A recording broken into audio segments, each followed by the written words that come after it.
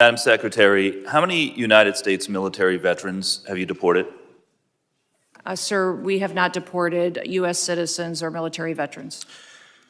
I don't believe you served in the military. I haven't either, but I think you and I can agree that as Americans, we owe everything to those who have served our country in uniform, particularly those who have served in combat. Do you agree with that?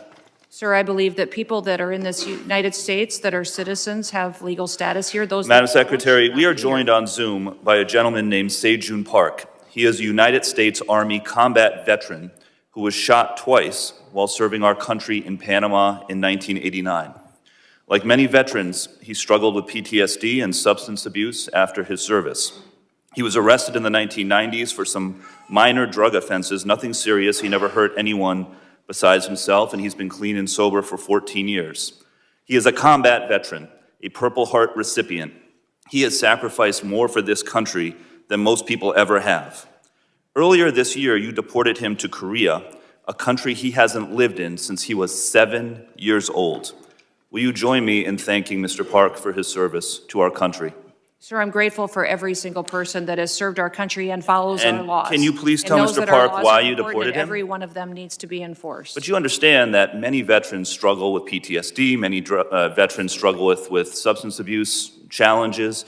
This man took 2 bullets for our country. You have broad authority, by the way, as Secretary, to issue humanitarian parole, to do deferred action.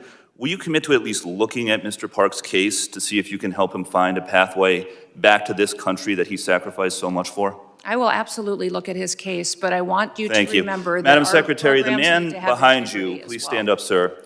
His name is Jim Brown from Troy, Missouri. He is a Navy combat veteran who served our country in the Gulf War. He's married to a woman named Donna, who came to our country legally from Ireland when she was 11 years old. She has lived here for 48 years.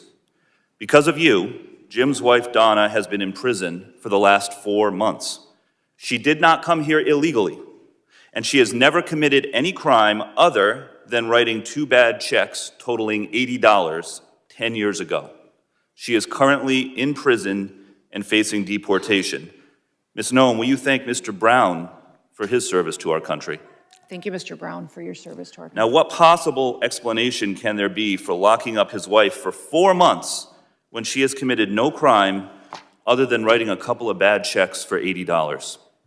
Sir, it is not my prerogative, my latitude, or my job to pick and choose which laws in this country get enforced. You have and broad which ones discretion don't. as the Secretary. You can issue the law parole, you and can do all enforce kinds the of things, laws. but you're choosing not to. Will you commit again to just reviewing Donna's case and reuniting this combat veteran with his beloved wife, who also loves this country? I will review the case.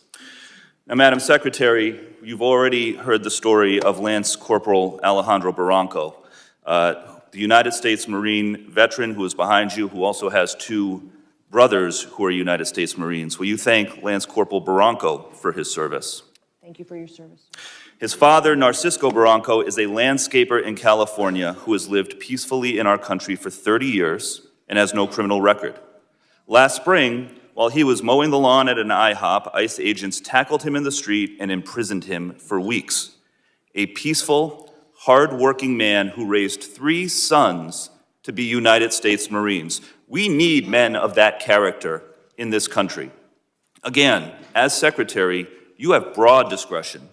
Will you consider Lance Corporal Barranco's father for parole in place to stay in our country, owing to the fact that he has contributed to our country by raising 3 United States Marines? This is an opportunity to remind everybody that every person that's in this country illegally has an opportunity to voluntarily go home and come back the right way. He raised 3 United States Marines. We will facilitate that. He has been living here peacefully, doing his job for 30 years. You have discretion. You are choosing not to use it. Madam Secretary, you promised America that you would go after the worst of the worst.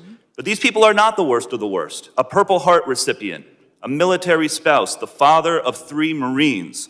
And it's not just veterans and military families. You are locking up and deporting children with cancer, mothers with babies in the NICU, United States citizens.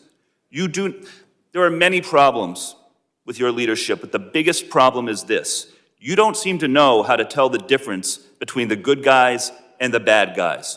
Go after the bad guys. Go after the terrorists. Do not go after veterans, Marines, children, Gentleman's United time's States expired. citizens. I yield back. Time's expired.